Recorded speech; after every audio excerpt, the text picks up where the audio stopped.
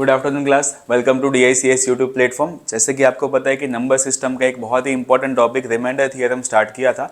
Reminder theorem के आपने आगे 3 या तो 4 वीडियोस देखे होंगे, उसके आगे वाला वीडियो आज मैं लेके आपके सामने आया हूँ। रिमाइंडर थियरम का मतलब क्या कि आपको भी पता है कि एक बड़ा सा कोई सम होगा, उस सम के लास्ट में वो नंबर को किसी से डिवाइड करना होगा एंड लास्ट में रिमाइंडर क्या बचेगा वो आपको बताना है। स्टार्टिंग वाले लेक्चर में बहुत ही बेसिक ट्रिक्स देखी थी, जैसे कि रिमाइंडर का मतलब क्या होगा, डिविडेंड का मतलब क्या होगा, डिवीज़र क्या होगा। तो ऐसे सिंपल पॉइंट देखने के बाद मैं भी जैसे आपको पता हो तो इस तरीके के बेसिक क्वेश्चंस आगे वाले क्वेश्चंस में, आगे वाले वीडियोस में थोड़े बहुत देखे थे। डन। अगर आपने ये वाले वीडियोस ना देखे हो तो प्लीज़ एक बार वीडियोस देख लेना, बिकॉज ये बेसिक से स्टार्ट हुआ है। आज जो मैं आपको क्वेश्चंस कर रहा होगा वो आपका बेसिक क्लियर होगा, तभी आपको पता चलेगा। तो चलते हैं आज वाले क्वेश्चन पे। लास्ट लेक्चर में जो भी पढ़ा था उसके ऊपर से आज का पूरा लेक्चर है। डन। लास्ट लेक्चर में कुछ ऐसे ही तो क्वेश्चन थे कि फाइंड द रिमाइंडर ऑफ 35। जैसे कि यहाँ पे अपने पास एक क्वेश्चन था लास्ट लेक्चर में, last question, find remainder of 50 into 53 into 47 into 43 into 75 when divided by 24। तो ये क्वेश्चन में भी आपने लास्ट किया होगा। सेम टू सेम ऐसा ही क्वेश्चन है, बट इसमें सीखना क्या है, अलग क्या है, सीखने की चीज़ बस खाली एक ही है कि जब भी आपके पास ऐसे कोई क्वेश्चन आए तो आप सिंपल वे में रिमाइंडर कैसे निकालो। डन। आज कुछ अलग समझो। जैसे मान लो आपको बोला है कि find remainder of 35 when divided by 15। अब आप बोलोगे कि सर ये तो बहुत ही इजी क्वेश्चन है। हाँ, मुझे पता है कि ये बहुत ही इजी क्वेश्चन है, इससे इजी कुछ पॉसिबल है ही नहीं, बिकॉज आपको पता है कि 15 2 ज़ा 30 एंड आपका आंसर कितना आएगा, आंसर आपका 5 आएगा। मुझे पता है कि ये बहुत ही इजी क्वेश्चन है, बट मैं आपको इसका एक अलग वे बताने वाला हूँ, एक अलग तरीका बताने वाला हूँ, वो आप समझो। अलग तरीका क्या पॉसिबल है कि जब भी मान लो कि आपके पास कोई बड़े बड़े नंबर्स हो, डिवाइड जिससे करना है वो भी एक बड़ा नंबर हो, तब आप आंसर कैसे दोगे। इसको आप कुछ इस तरीके से समझो कि आपके पास था 35 डिवाइड बाई 15। अच्छा, क्या नंबर ऊपर नीचे डिविजिबल है? ये नंबर्स में से कुछ भी कॉमन निकल सकता है? तो आप बोलोगे यस सर, इन नंबर में से आप 5 कॉमन निकाल सकते हो। तो मान लो कि मैं 5 से काटूंगा तो नीचे क्या बचेगा, 5 इंटू 3 15, ऊपर क्या बचेगा 5 इंटू 7 35। अच्छा, आपने जो कॉमन निकाला ना ऊपर नीचे, उसको साइड में लिखते जाओ। तो आपने कॉमन क्या निकाला 5, ये लास्ट में काम आएगा। समझे किया क्या? डन। आप समझो कि मैंने इसमें किया क्या है कि 35 था, 15 था, 15 में से 3 एंड 35 में से 7, 5 से काटोगे तो 7 डिवाइड बाई 3 आपके पास बचेगा। बट आपने कॉमन क्या निकाला था, कॉमन आपने 5 निकाला था। अब आपके पास वैल्यू जो बची वो बची 7/3 एंड 7/3 में से अब तो कुछ कॉमन पॉसिबल है नहीं, तो लास्ट में आपको रिमाइंडर मिलेगा कितना, 3 इंटू 1 3, 3 2 ज़ा 6, 3 2 ज़ा 6 करने के बाद एक रिमाइंडर मिला। अच्छा, आपने यहाँ पे अगर 5 को कॉमन निकाला तो आपको लास्ट में रिमाइंडर 1 मिला। तो जो भी आपको लास्ट में रिमाइंडर मिला ना, उसको जो भी वैल्यूज कॉमन निकाली हो उससे मल्टीप्लाई कर लो, तो एक्चुअल में ये आपका रिमाइंडर होगा। समझे ट्रिक क्या है? स्टार्टिंग में जो भी कॉमन निकाला था, लास्ट में जो रिमाइंडर बचे वो मल्टीप्लाई कर दो। डन। स्टार्टिंग में जो भी रिमाइंडर निकाला था, स्टार्टिंग में जो भी कॉमन निकाला था, वो कॉमन वैल्यू को लास्ट में जो रिमाइंडर बचे उसके साथ सीधा मल्टीप्लाई कर दो, आपका आंसर आ जाएगा। क्लियर है? लास्ट लेक्चर में ऐसे 2-3 क्वेश्चंस थे, मतलब जिससे डिवाइड करना था वो वैल्यू बड़ी थी, तो अगर आप ये वाली ट्रिक उसमें यूज़ करोगे ना तो भी थोड़ा बहुत आपको बेनिफिट मिल जाएगा। जैसे मान लो कि आपके पास अगर कोई ऐसा क्वेश्चन हो, find remainder of 21 27 63 107 75 34 when divided by 100।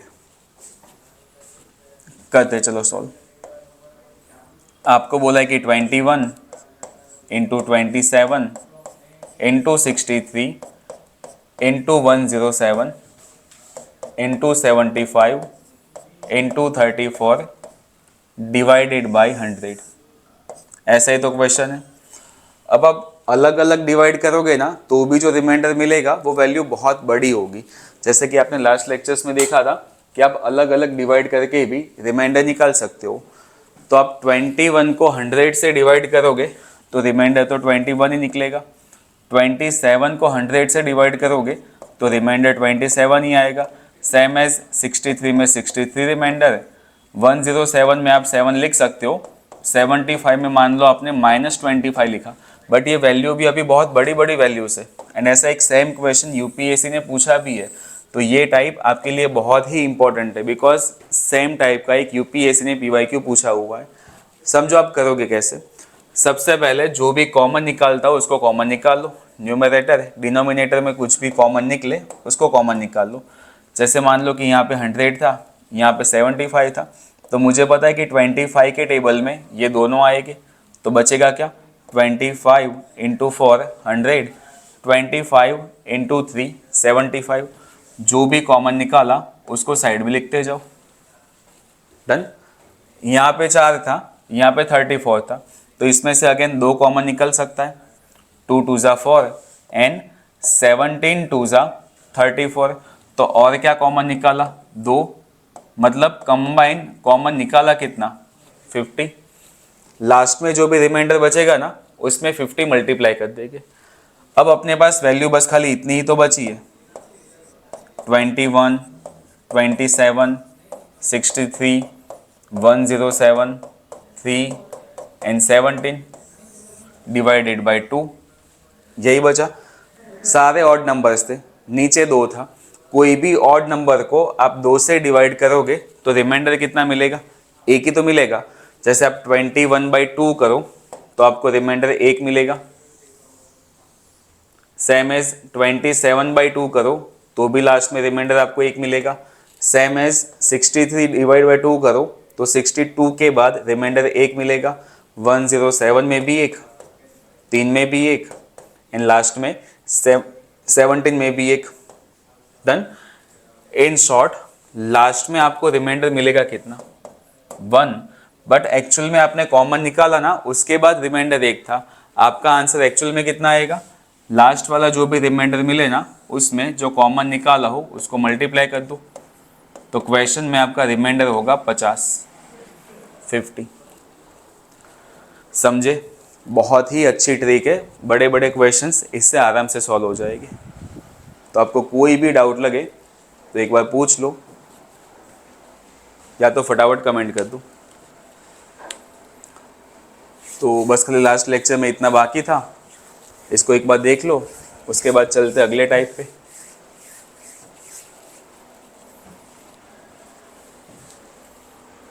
Done, clear. चलो एक क्वेश्चन समझो। जैसे कि आपके पास यहाँ पे वैल्यू थी 21 27 63 75 20 डिवाइड बाई 100। इसमें रिमाइंडर कितना बचेगा वो आपको बताना है। तो बस खाली समझना, सॉल्व करने मत बैठना, बस खाली समझो इसको, मैं आपको सॉल्व करके देता हूँ। मैंने आपको बोला कि स्टार्टिंग में जो भी कॉमन निकलता हो उसको आप कॉमन निकाल लो।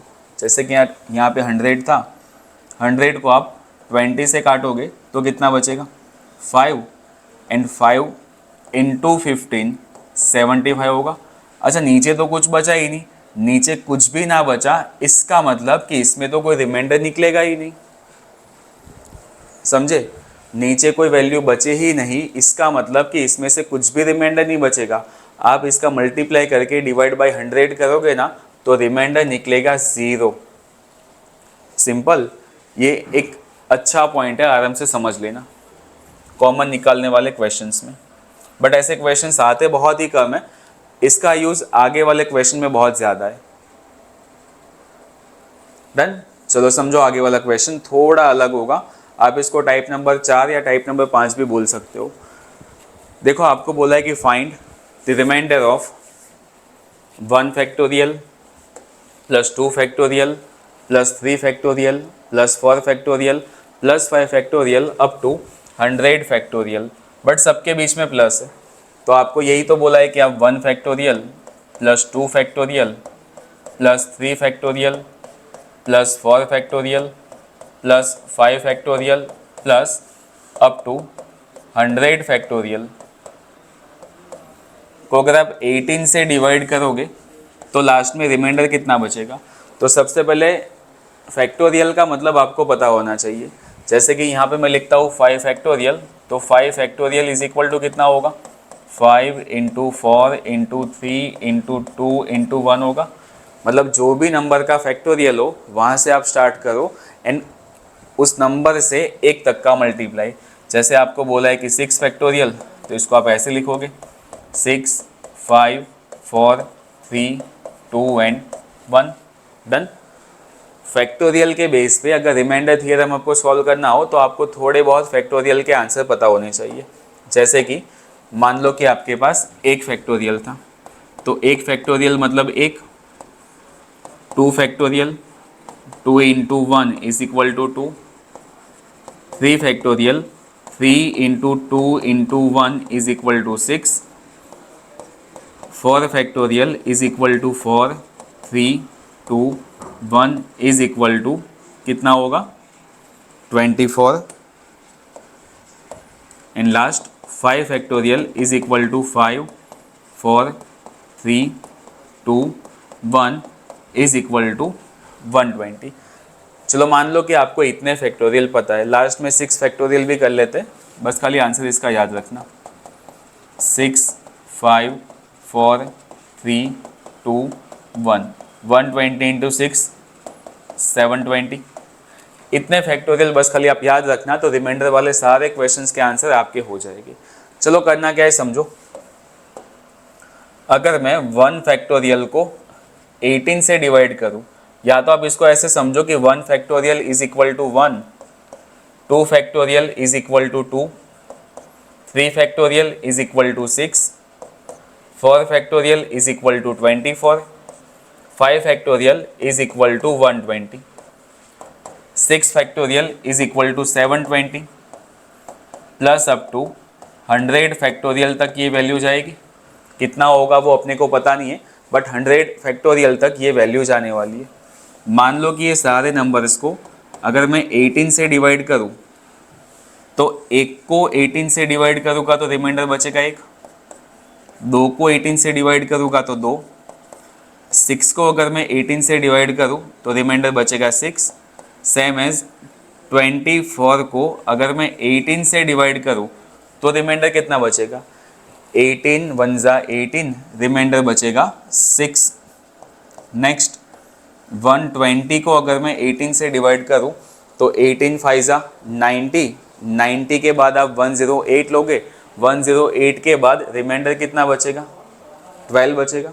अब समझना 720 डिवाइड बाई 18 आप करोगे ना तो 18 4 जा 720 हो जाएगा, 18 इंटू 40 720 हो जाएगा। मतलब 720 ऐसी वैल्यू आपको मिली जो 18 से कम्प्लीटली डिविजिबल है, तो इसमें तो कोई रिमाइंडर मिलेगा ही नहीं। इसके आगे आगे वैल्यूज़ में आप जैसे बढ़ते जाओगे ना, उसमें 720 का मल्टीपल होगा ही होगा। जैसे यहाँ पे देखो 2 था, 2 के बाद 2 इंटू 3 6, 6 इंटू 4 24, 24 इंटू 5 120, 120 इंटू 6 720। तो आगे वाली जो भी वैल्यू आएगी वो 720 का मल्टीपल ही तो होगा। तो इसके आगे जितनी भी वैल्यूज़ थी, जितने भी फैक्टोरियल्स थे, उसमें कोई ना कोई रिमाइंडर बचेगा ही नहीं। तो बस खाली आपका क्वेश्चन यहीं पे ख़त्म। उसके बाद plus 0 remainder up to 100 factorial में भी 0 रिमाइंडर डिवाइड बाई 80।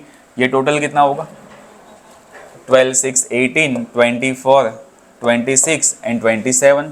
तो लास्ट में आपके पास बचा 27 डिवाइड बाई 18, रिमाइंडर कितना मिलेगा 9। ये आपका आंसर। क्लियर है। तो फैक्टोरियल वाले क्वेश्चन इतने कुछ हार्ड है नहीं, बस आपको पता होना चाहिए कि आपकी ट्रिक क्या होगी, मेथड क्या होगी।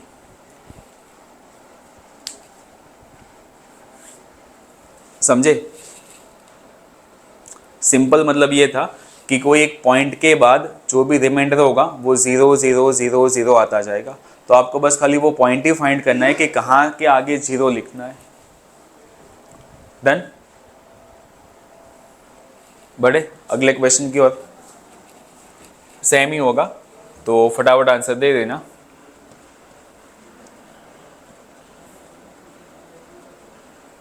चलो क्वेश्चन में आपको बोला है 1 factorial plus 2 factorial plus 3 factorial plus 4 factorial plus 5 factorial up to 2000 factorial is divided by 12।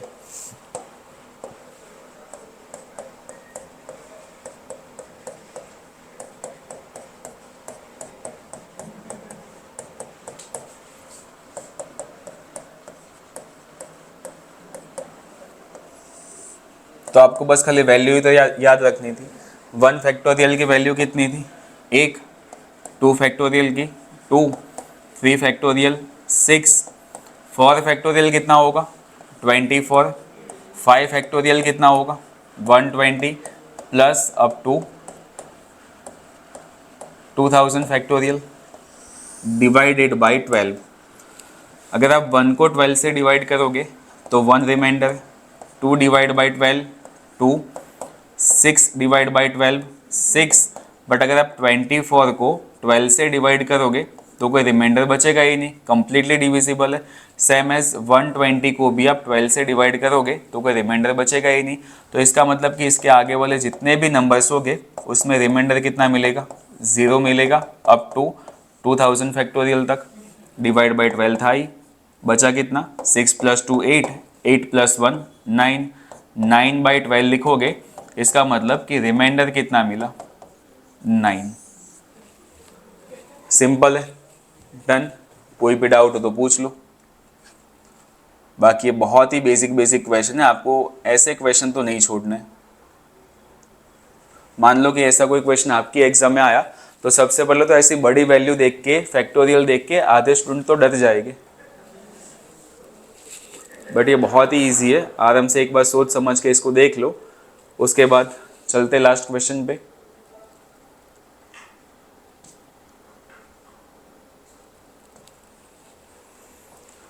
Done. चलो लास्ट क्वेश्चन। आपको बोला है 1 factorial plus 2 factorial plus 3 factorial plus 4 factorial plus up to 500 factorial divide by 10। तो आपको बताना है कि इसमें रिमाइंडर कितना मिलेगा।